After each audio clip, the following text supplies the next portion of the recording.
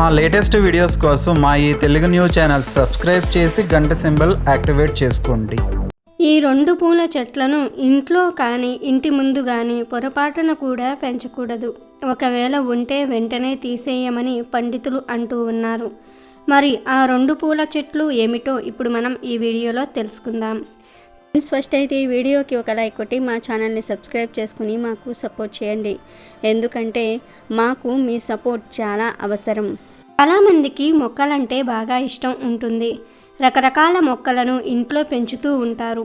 ప్రకృతిలో భాగమైన మొక్కలను ఇంటి దగ్గర పెంచితే మంచిదే. కానీ కొన్ని రకాల మొక్కలను, ముఖ్యంగా 2 పూల మొక్కలను ఇంటి దగ్గర లేదా ఇంటి ముందు పెంచటం వలన ఇంట్లోకి నెగిటివ్ ఎనర్జీ వస్తుందని పండితులు చెప్తూ ఉన్నారు. దీనితో మీరు ఏ పని తలపెట్టినా ఆటంకాలు ఎదురవుతాయి. అందువలన ఇంట్లో ఈ పూల మొక్కలు ఉండకుండా చూసుకోండి. మరి ఆ పూల మొక్కలు ఏమిటంటే జిల్లేడు పూల మొక్క, తుమ్మి మొక్క. ఈ 2 చెట్లను ఇంట్లో అస్సలు పెంచకూడదు. ఈ 2 పూల మొక్కలను శివ పూజలో విశేషంగా వినియోగిస్తారు. కానీ పొరపాటున కూడా ఈ చెట్లను ఇంటిలో లేదా ఇంటి ముందు పెంచకూడదు.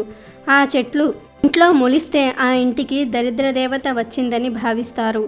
అలాంటి ఈ చెట్లను ఇంట్లో తెచ్చి పెడితే అష్ట కష్టాలు ఎదురవుతాయి. పూజకు పువ్వులు కావాలని చెప్పి చాలామంది జిల్లేడు పూల కోసం, తుమ్మి పూల కోసం ఈ చెట్లను తెచ్చి ఇంట్లో పెంచుతూ ఉంటారు. కానీ ఈ చెట్లు జనవాసం లేని ప్రదేశాల్లోనే పెరగాలి, ఇంటి దగ్గర పెరగకూడదు.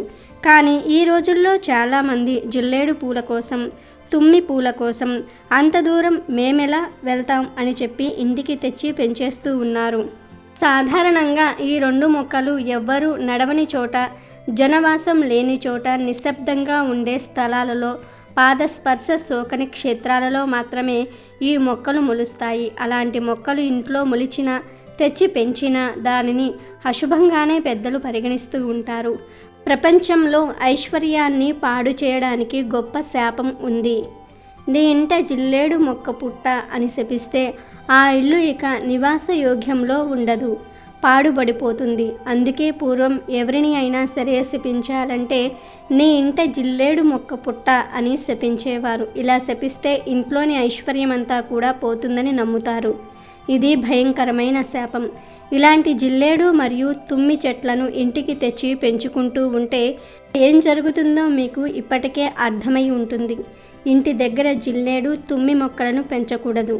ఇంటి ముందర మొలిచిన ఈ మొక్కలను తీసేయాలి, ఉంచకూడదు. పూజకు పనికొస్తాయని జిల్లేడు పూల కోసం, తుమ్మి పూల కోసం ఆశపడి ఈ మొక్కలను ఎవ్వరూ కూడా ఇంటి దగ్గర పెంచవద్దు. కానీ శివుణ్ణి పూజించేటప్పుడు ఈ పూలను సమర్పిస్తే మనో సంబంధమైన కోరికలు నెరవేరుతాయి.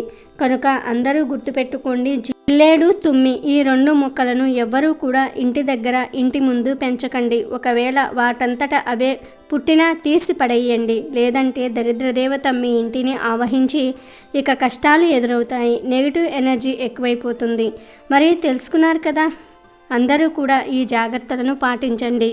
గృహ వాస్తు గురించి చాలామంది ఆచితూచి వ్యవహరిస్తూ ఉంటారు.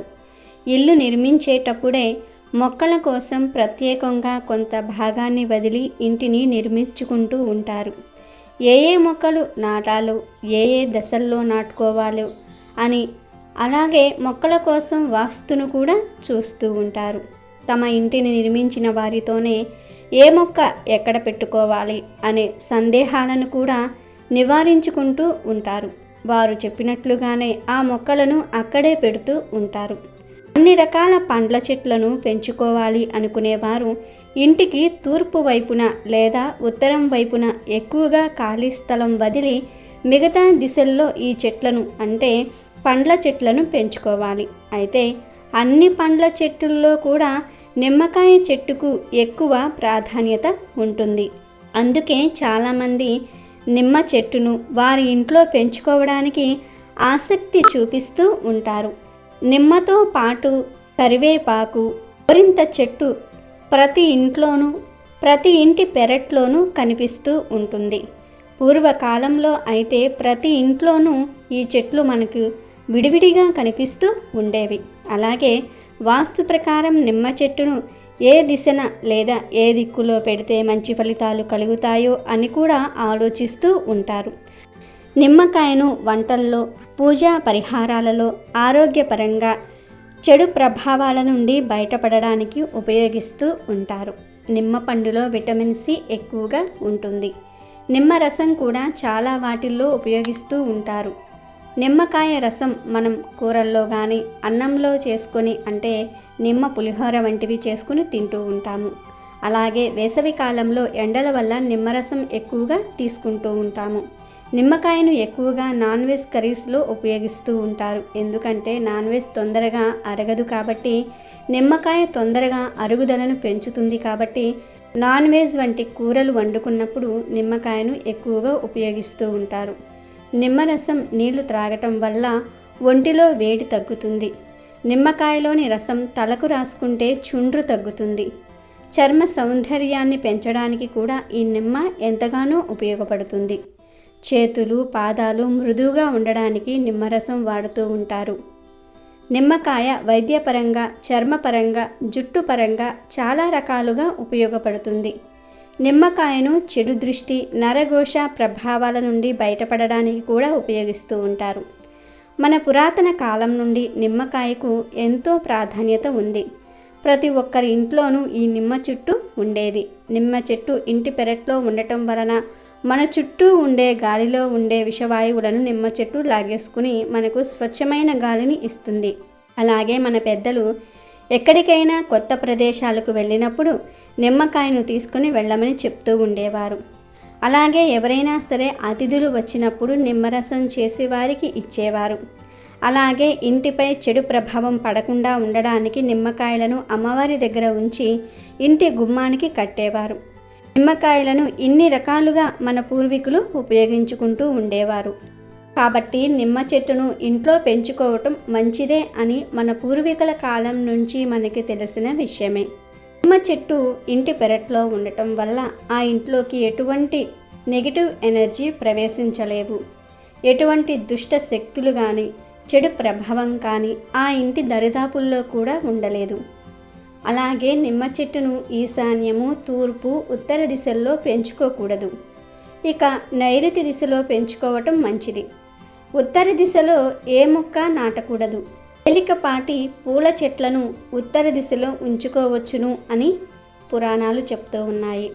నిమ్మ చెట్టు ఉన్న ప్రతి ఇల్లు సిరి సంపదలతో, మంచి ఆరోగ్యంతో, లక్ష్మీదేవి కటాక్షంతో వర్ధిల్లుతుంది అని మన పూర్వీకులు చెప్తూ ఉండేవారు.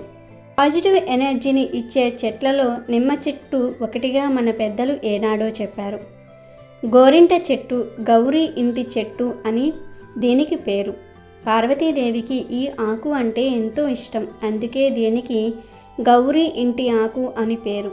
పెళ్ళిగాని అమ్మాయిలు గోరింతాకును రుబ్బి ఆ గోరింతాకును 5 ముత్తైదువులకు 11 శుక్రవారాల పాటు ఇస్తే ఆ పిల్లకు వెంటనే వివాహం జరుగుతుందని పండితులు కూడా చెప్తూ ఉన్నారు. అంతటి ప్రాధాన్యత ఈ గోరింతాకు చెట్టుకు ఉంది. కాబట్టి ఈ చెట్టును మన ఇంట్లో పెట్టుకోవటం వల్ల లక్ష్మీదేవి అనుగ్రహం కలుగుతుంది. ఆ పార్వతీదేవి అమ్మవారికి ఎంతో ఇష్టమైనటువంటి ఈ చెట్టును ఇంట్లో, ఇంటి పెరట్లో లేదా ఇంటి గోడ వైపు, బయట వైపు, ప్రహరీ గోడకు అవతల వైపైనా సరే ఈ చెట్టును పెంచుకోవటం వలన ఆ ఇంట్లో లక్ష్మీదేవి కలకలలాడుతూ ఉంటుంది. ఐశ్వర్యం మీ ఇంట నిలుస్తుంది. ఇది ముళ్ళ చెట్టు కాదు, ఐశ్వర్య చెట్టు. ఇటీవల కాలంలో అనేక సందేహాలతో ఈ గోరింత చెట్టును ఇళ్లల్లో పెంచుకోవటం మానేస్తూ ఉన్నారు. ఇది చాలా పొరపాటు. ఈ నిమ్మ, గోరింత చెట్లను ఇంటి పెరట్లో పెంచుకోవటం వల్ల లాభమే తప్ప నష్టం మాత్రం లేదు. బ్రహ్మజముడు, నాగజముడు ఇలాంటి ఎడారి మొక్కలను ఇళ్లల్లో పెంచుకోకూడదు. ముళ్ళ చెట్లను అందం కోసం ఇటీవల కాలంలో హాల్లో చాలామంది ఇంట్లో పెంచుకుంటూ ఉన్నారు. ఇలాంటి వాటిని ఇంట్లో పెంచుకోకూడదు. అంతే తప్ప ఎవరో చెప్పారని పూర్వకాలం నుంచి వస్తున్న పద్ధతులను, మన ఆచారాలను మార్చవద్దు. పూర్వం ప్రతి ఒక్కరి ఇంటి పెరట్లో నిమ్మ చెట్టు, కరివేపాకు చెట్టు, గోరింత చెట్టు, తులసి చెట్లు ఖచ్చితంగా ఉండేవి.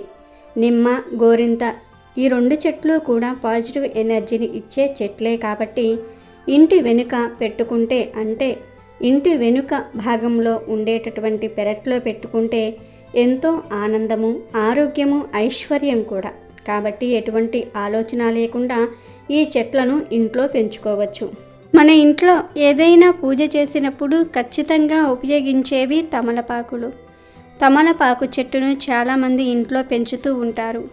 తమలపాకులను గౌరీదేవిగా భావిస్తారు. తమలపాకుల మొక్క లేదా పాదు చాలా పవిత్రమైనది. ఏదైనా చెట్టు కింద లేదా చల్లదనం ఉన్న దగ్గరే తమలపాకు చెట్టు పెరుగుతుంది. తమలపాకు మొక్క అంత ఈజీగా కూడా పెరగదు. మరి ఇన్ని కష్టాలు పడి తమలపాకును ఇంట్లో పెంచవచ్చా పెంచకూడదా అనే ధర్మ సందేహం చాలామందికి కలుగుతుంది. మరి ఆ సందేహానికి సమాధానాన్ని ఇప్పుడు మనం ఈ వీడియోలో తెలుసుకుందాము. మనకు ప్రకృతి సంపాదించిన చెట్లు ఆకులతో ఎన్నో ప్రయోజనాలు ఉన్నాయి. ఇదే కోవలో తమలపాకులు కూడా మనకు ఎంతో మేలు చేస్తాయి. తమలపాకును నాగవల్లి అని అంటారు. ఆరోగ్యానికే కాకుండా దైవ భక్తికి కూడా తమలపాకులు ఉపయోగిస్తారు. మన ఇంట్లో ఎటువంటి శుభకార్యం జరిగినా కూడా తాంబూలంలో తమలపాకును ఇచ్చే ఆచారం చాలా కాలం నాటి నుండి ఉంది. తమలపాకులో త్రిమాతలు ఉంటారు. తమలపాకుతో అందరి దేవుళ్లను పూజించినప్పటికీ ఆంజనేయ స్వామికి ప్రత్యేక ఆకు పూజ చేస్తారు.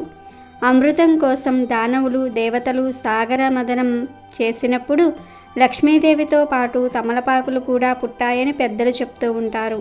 ఇక తమలపాకును ఇంట్లో పెంచవచ్చా పెంచకూడదా అనే విషయానికి వస్తే, మన పూర్వం రోజుల్లో ఏ ఇంటిని చూసినా ఎక్కడా కూడా తమలపాకు చెట్లు అనేవి ఉండేవి కావు. ఎందుకంటే తమలపాకు మొక్క చాలా పవిత్రమైనది. అలాంటి పవిత్రమైన మొక్కను ఇంట్లో పెంచితే శుచిగా లేనప్పుడు ముట్టుకుంటామేమో అనే భయంతో తమలపాకు చెట్టును ఇంట్లో పెంచేవారు కాదు. తమలపాకు చాలా పవిత్రమైనది మరియు గౌరవప్రదమైనది. అందుకే ఎవరైనా పండితులకు దక్షిణ ఇచ్చేటప్పుడు డైరెక్ట్గా డబ్బులు ఇవ్వరు. తమలపాకు అరటి పండ్లు వక్క పెట్టి దక్షిణ ఇస్తారు. ఎందుకంటే తమలపాకుతో ఇస్తే గౌరవప్రదం అని అర్థం. తమలపాకు చాలా గౌరవప్రదమైనది. దైవిక వృక్షాలు చాలా ఉన్నాయి. రావి చెట్టు, మర్రి చెట్టు, మారేడు చెట్టు ఇలా అనేక దైవిక వృక్షాలు ఉన్నాయి. కానీ తమలపాకు చెట్టు వాటన్నిటికన్నా ఉన్నతమైనది. మనము ఏం నివేదన చేయాలన్నా తమలపాకుతోనే చేస్తాం. దీపం కింద కూడా తమలపాకును పెడతాము. అలా దీపం కింద పెట్టేటప్పుడు కూడా డైరెక్ట్గా నేల మీద తమలపాకును పెట్టకూడదు. అలా తమలపాకును నేల మీద వేసినా పెట్టినా 6 నెలల పాటు మీరు సంపాదించిందంతా కూడా పోతుందని శాస్త్రం చెప్తుంది. అందుకే తమలపాకును నేల మీద పెట్టకూడదు. దీపం కింద తమలపాకు పెట్టాలంటే ముందు వరి పిండితో ముగ్గు వేసి అక్షింతలు వేసి దాని మీద తమలపాకు పెట్టి దీపం పెట్టాలి. అంతేగాని డైరెక్ట్గా తమలపాకును నేల మీద పెట్టేసి దీపం వెలిగించకూడదు.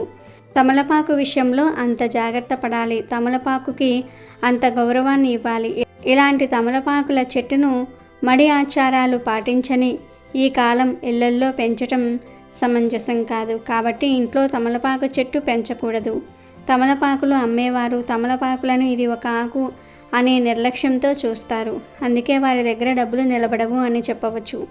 తమలపాకు చెట్టు ఇంట్లో ఉంటే శుచిగా లేనప్పుడు తెలియక ఆకులు కోసేయటము లేదా చెట్టును ముట్టుకోవటం చేసేస్తూ ఉంటాము. కాబట్టి ఇంట్లో తమలపాకు చెట్టు పెంచకూడదు. ఇది మూఢనమ్మకం కాదు, నిజం. అసలు చాలామంది ఇళ్లల్లో తమలపాకు చెట్టును ఎన్నిసార్లు నాటినా అది పెరగదు, చనిపోతుంది. అలా ఎందుకు జరుగుతుంది అనే విషయం చాలామందికి తెలియదు. తమలపాకు చెట్టుకు మనం చేసే పనులు నచ్చకపోతే చనిపోతుంది, లేదా చెట్టు ఎదగదు, ఆకులు కృషించుకుపోతూ ఉంటాయి. మన పద్ధతులు నచ్చనప్పుడు చెట్లు వాటికవే చనిపోతాయి. ఎందుకంటే మొక్కల్లో కూడా జీవం ఉంటుంది. మీరు మొక్కలతో మాట్లాడితే ఆ మొక్క మీకు ఏం కావాలో ఆ పని చేస్తుంది. అంత శక్తి మొక్కలకు ఉంది. మొక్కల్లో జీవం ఉంది.